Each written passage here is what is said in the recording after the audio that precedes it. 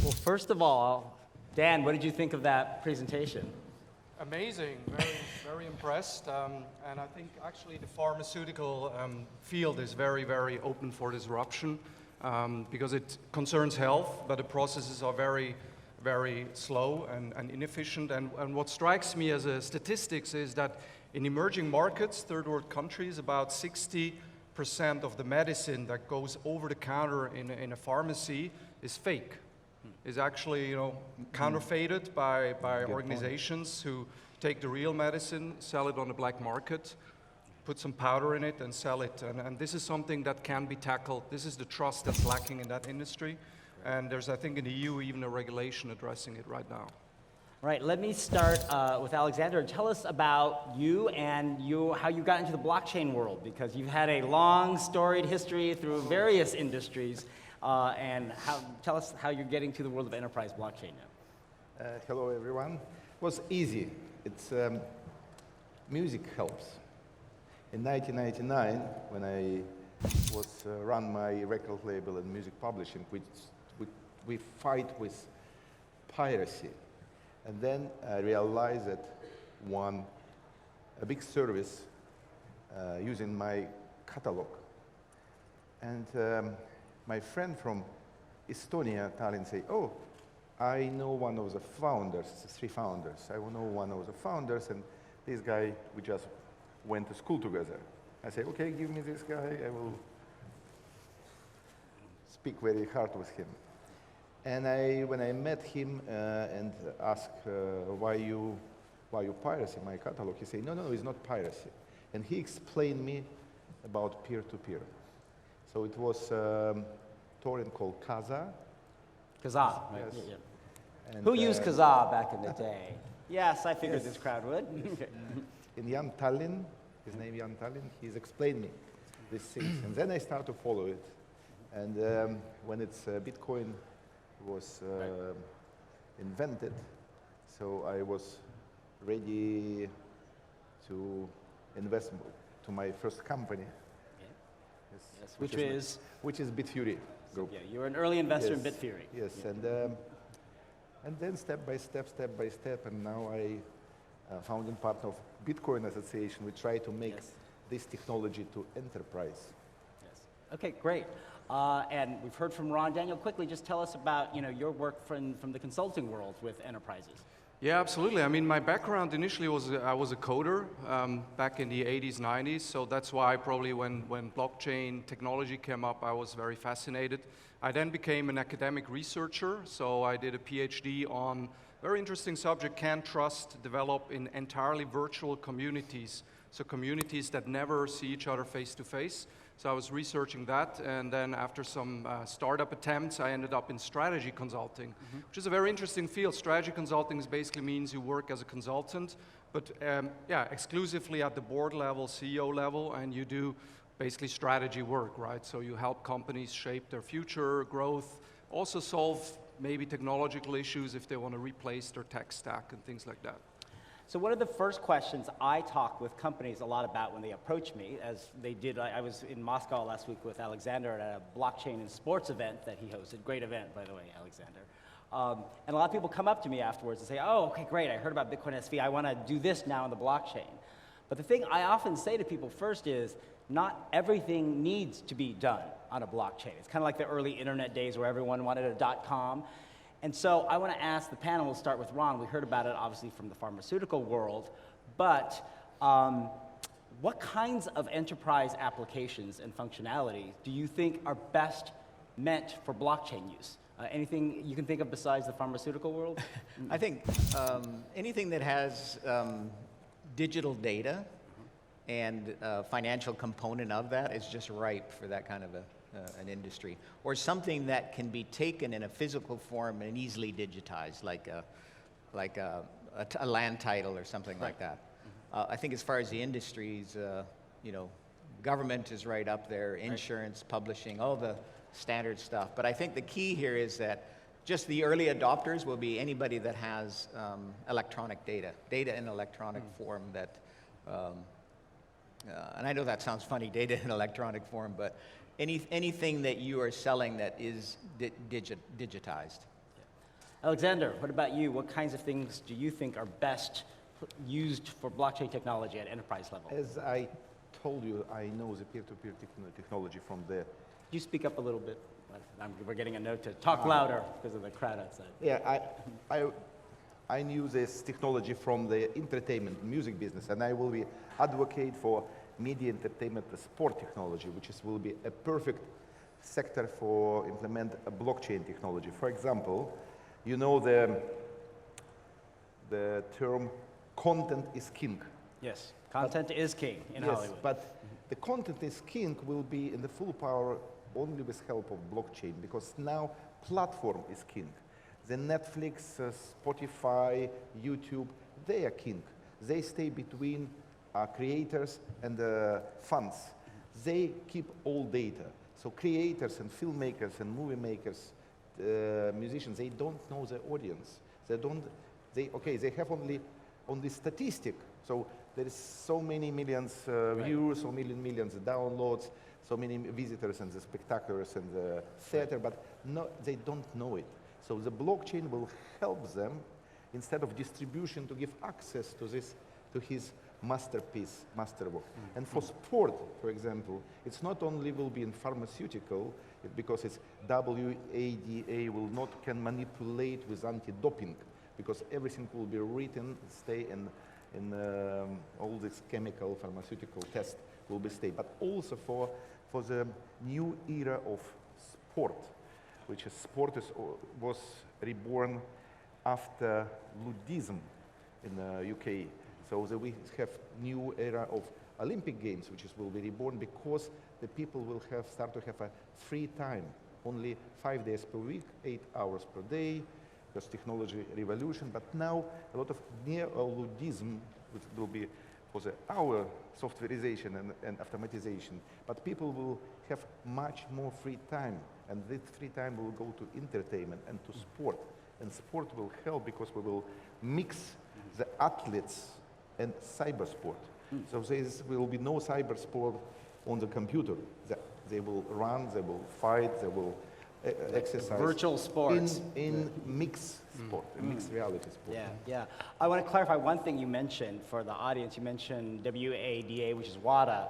We talked about this with a lot of the sports officials last week in Moscow. That's the World Anti-Doping Association, which is charged by the International Olympic Committee and other what are called NGBs, national governing bodies of sports, to test for doping in sports. And one thing I had not realized until last week is that blockchain could be used to help improve the reliability of doping sports tests, because they have siloed data as well, where different countries are responsible for testing their athletes. But they also go to international competitions tested by different officials, and there's not enough interoperability of the testing data to ensure reliability, and that's a fascinating potential use of blockchain.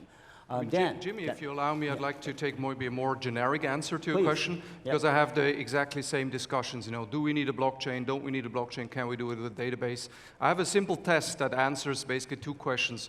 Is there a serious issue of trust in the existing system that you want to solve, like counterfeit medicine in pharmaceuticals, maybe sports cheating? We had Chronoverse as an example yesterday, very interesting. Cheating becomes an issue. The second test is more difficult, is around, is the system extremely complex, distributed, and with a lot of microtransactions? Let's fast forward 10 years here in London. I'm from Switzerland. I couldn't drive a single hour here myself in London. It's very confusing, the roads. But probably in 10 years, AI cars, self-driving cars, will be moving around the city, and very few people will actually steer their cars themselves. In such a world where AI steer vehicles that we sit in, who's going to do all the transactions in between? The communication, there's going to be payments, microtransactions. Oh, you pass a toll gate, you're loading up maybe electricity from the road. In such systems, call it a system, we're not going to pay with credit card swiping or any today's payment application. I think the only answer to that must be blockchain, and a technology like BSV, obviously with the features it has, would probably have an interesting use cases, but I think we need to think really, in Switzerland we say we have a lot of mountains. We always say, look beyond the next mountain, right? Don't just look up the first mountain and say, whoa, it's huge and tall, but think of what's behind it, and probably there's another mountain coming there. I think the second test is an interesting one because our world in the future will be full of very complex, interconnected, distributed systems that all want to communicate with each other. All the AIs need to, don't bump into me, I'm on a fast track, I pay you if you make way because I want to really get to Strand quickly. All these interactions, transactions will probably have to happen on a blockchain. So now let's dig into how companies evaluate what blockchain or distributed ledger works best for them or their project. Ron, you talked about it a bit in your speech, but can you walk us through your company's process and which ones you considered, if you can tell us, and how you obviously ended up on Bitcoin SV?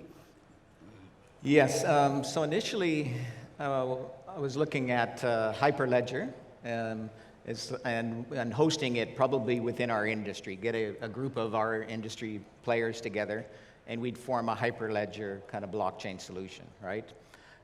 Then I started looking, and that, was appealing because you can get high transaction throughput with these, private blockchains and stuff.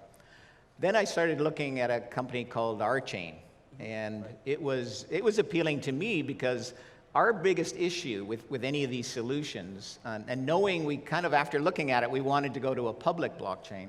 There wasn't a public blockchain at the time that was advertising that they could do the transaction throughput, right? So that I knew of. And so I looked at Archain because their solution was going to be this, all these shards, basically multiple blockchains. But as I followed their project and listened in on all their conference calls, they had all kinds of internal issues that never really allowed them to launch. And I think they're getting, I think they're slowly getting there, and we'll see what happens with them. But when I discovered BCH at the time, that was the solution that we were looking for. And that was, the numbers looked good for us as far as what we need. I didn't mention our transaction volume, but as you can see from the numbers, it's huge, right? So we would average something like 5,000 to 6,000 transactions per second will be our need. So that's very important to us that we have a technology underneath that'll support that. Okay. So scale and speed obviously were important to you. Alexander, when you talk to companies now, what are the types of factors they look at to evaluate what blockchain platform to build on, or what do you tell them? I have a lot of cases. If we will use the cases we made for governments, the governments of Georgia, governments in Ukraine, we made a decentralized ledger register for land. And for governmental property for Ukraine. So land, you can easily now to buy and sell land and property in Georgia using blockchain decentralized technology via your cell phone. It's very easy. So it's a very good test flight. And also for supply chain, also for marketplaces, it's very important. So people and companies are looking something for this, not really revolutionary, but for this moment, it's evolutionary. They try to use more effective their existing platform. But this is a good step because after this, they will make a revolutionary decision. Dan, so your job has been talking to companies who advise them about which to choose. What's been important, and in particular, how important is the amount and predictability of fees? Well, it's very, very interesting. I'm going to probably be a bit disillusional here because, I mean, your example is you are not the average CEO. You're pretty advanced because you looked at, cash and you evaluated Hyperledger and others. I mean, I spend, and not many do in the blockchain ecosystem, not many spend more than 10, 15 days a year in boardrooms, right? It's a very special world. It's very different. And spending a lot of time there, I can tell you the questions that you're asking, they're irrelevant for them at the moment, right?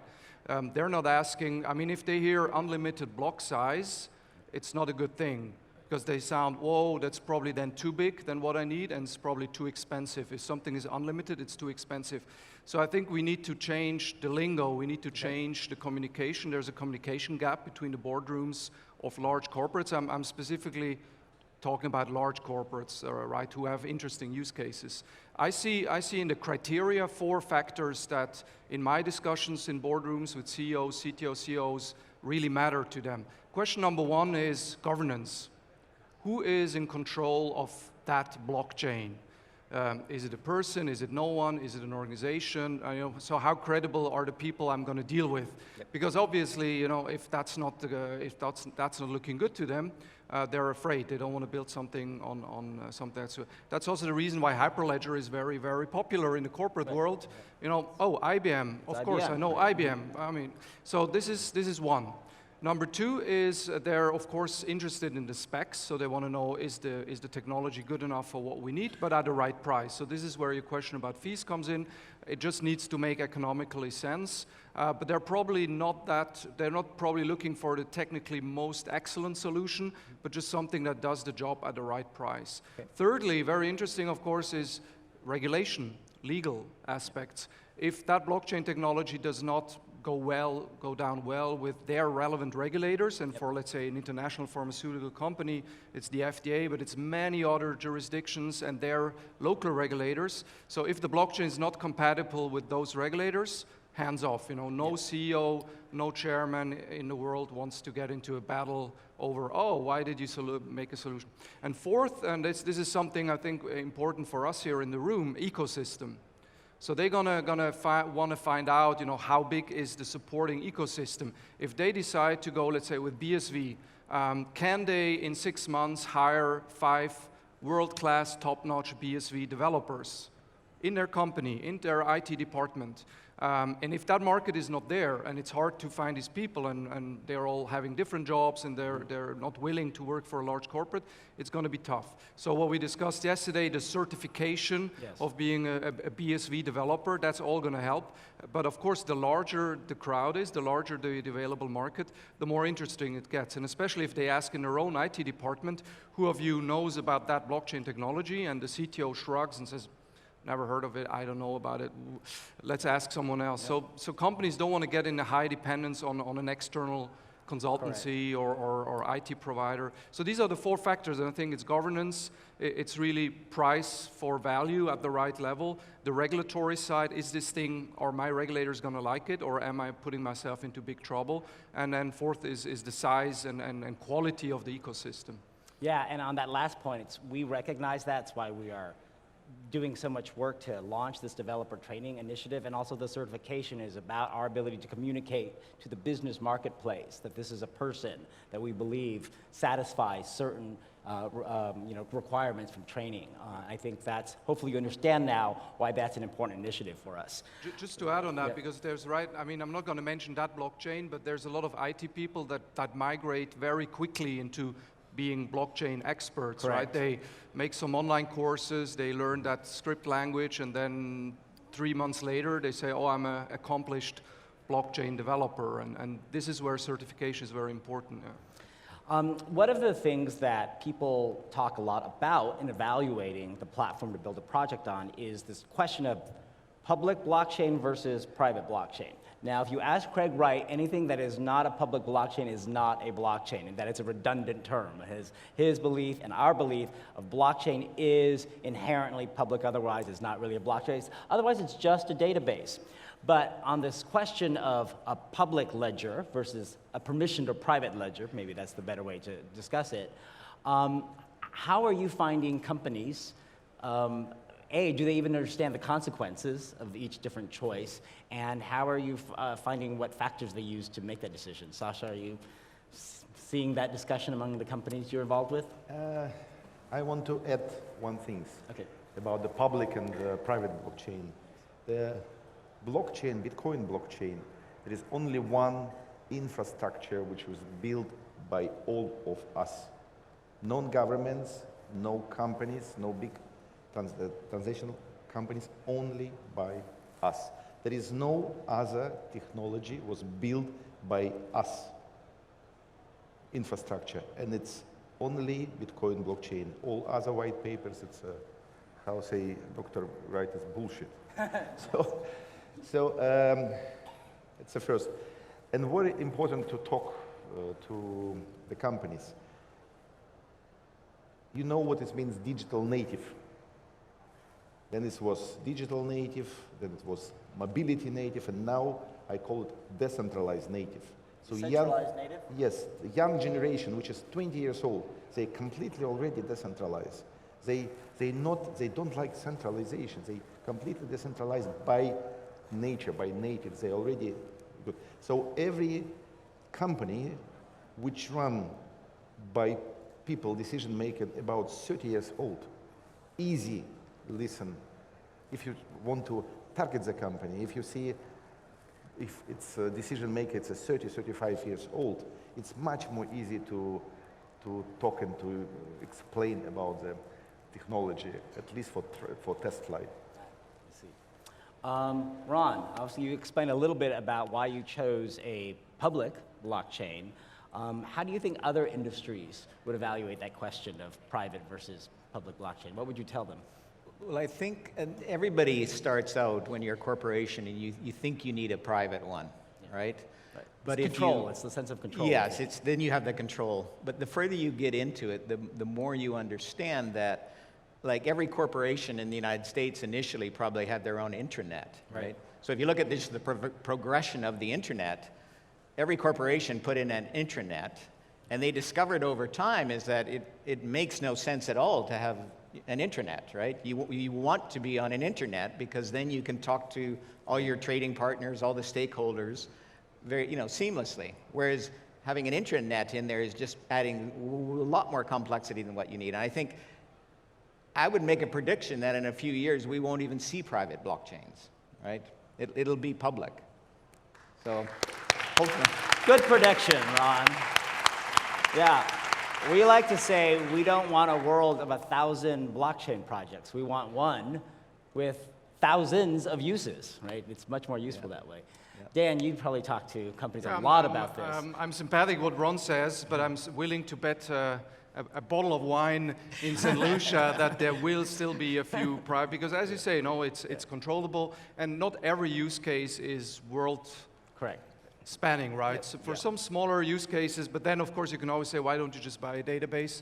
But maybe it sounds cooler, or it makes a nice entry in the annual report to say we have our permission blockchain Well, they got to running. check that box. They're going to check it, and no one's going to ask questions from the shareholders. But I think I think prospectively it has to be public. I mean, think again of the City of London autonomous car driving thing. I mean, if all the car makers develop their own thing, maybe they even gather together, do a permission blockchain. But then these things need to interact with the infrastructure, the roads, the lights, electricity, etc. So the system becomes more and more complex, and if you build this on a lot of permission blockchains in their own ecosystem, I think we're set up for disaster, right? Oh yeah, I was just going to say that word, disaster. Yeah, disaster. There you go.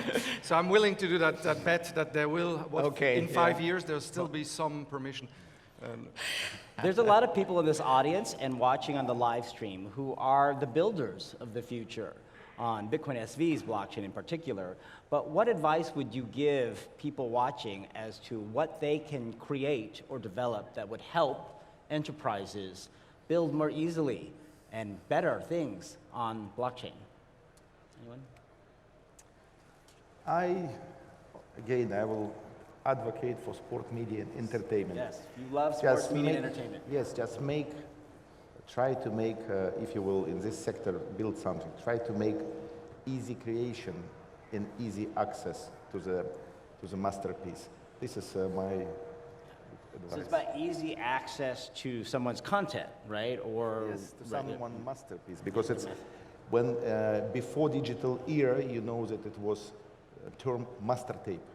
Then in digital era, it disappears because you can make unlimited copies, the same quality, and then it's so much piracy and a music master and so tape, much. yeah.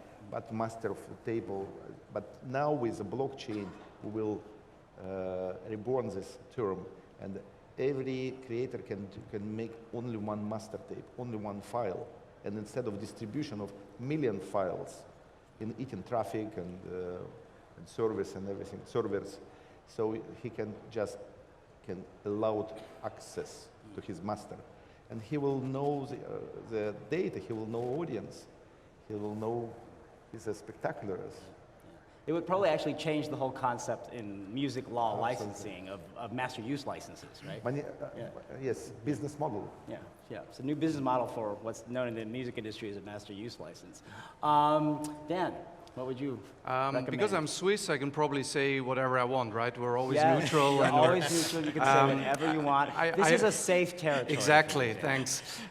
So the motto, as I understood strategically, is it's time to build, right? Yes. And I see there's a risk there because we're thinking build the concept, build it, and then ship it and go to market. I think this technology has so much potential that we shouldn't wait and do now 2 years of building and then go to market. Okay. I think we should go to market now, today, and say where are the interesting use cases, and for builders to build together with large corporates, co-create, right? I see a risk here of just then building solutions and dApps, and then somebody will pick it up, and suddenly a large corporation will say, oh, I love that, I'm gonna use it. Yeah, right. I think it's a good way to just go out there, say, this is what we got, this is what we have good developers. What is your most burning use case, and then let's build together. So it's time to build and engage at the same time. I think that's really where the power would come together, because there's a lot of use cases out there that are ripe, and if we wait too long, if we wait 2-3 years to go out, I promise you most of the large corporates have already built their stuff, because this is now the time when they're all looking at it. Yeah. And since this is your first Bitcoin SV conference and event, It is, yeah, thank you. I'm curious, what do you think about Bitcoin SV now? Oh, I'm very, very impressed. Of course, I've been following it from out of Switzerland closely, but I'm very impressed. Lot of interesting talks, especially in the breaks, and interesting presentations here. Yeah, thank you for inviting me. You're welcome. Thank you for being here. And Ron, what would you advise or recommend to our audience about how they can be helping companies like yours and others build? Well, to me, I'm an engineer, I'm always looking towards the tooling, right? So I think like if you're an enterprise and you're looking for an enterprise solution, there's companies like nChain that are perfect for you, right? If you're kind of a hobbyist or a hacker, or you got this great idea but you just want to test out the concept, then something like a Planaria is perfect, right? Right. Where you can just test out the concept and see if it's going to work, and then go get your funding to actually build a solid enterprise behind that. So I think tooling is really important. And also, things like WordPress, kind of a template, right? Where I want to build a website, but I want cryptocurrency e-commerce, Bitcoin SV e-commerce built into it. We're going to see probably templates like that, where you just do your selections of colors and everything like that, and it puts a money button on there, and everything's done for you. Handcash is essentially doing that with Handcash Connect. Right. So I think for me, it's the tooling side of it. That's right. And Alexander, I'll leave you with the last word, because you are known across the world as a very, very accurate visionary predictor of technology trends. He speaks at major events around the world. Well, what's your prediction of what's going to happen with the Bitcoin SV blockchain ecosystem over the next 5 to 10 years? Thank you for the question. I always say now to my colleagues who work with different decentralized technologies, I say you choose some other protocols or technology because you don't know nothing about Bitcoin SV. Please meet Bitcoin SV, and then you will definitely choose the Bitcoin SV instead of every other thousand of different protocols, which is most of them scam or naive scam. So I hope that more and more people every month or every year will join Bitcoin SV, and that will make for them fantastic opportunity, fantastic future. And only we are all together can make a fantastic future for us and Bitcoin SV. Yeah, I think that'll be a great new dawn. Let's give him a round of applause to our panel.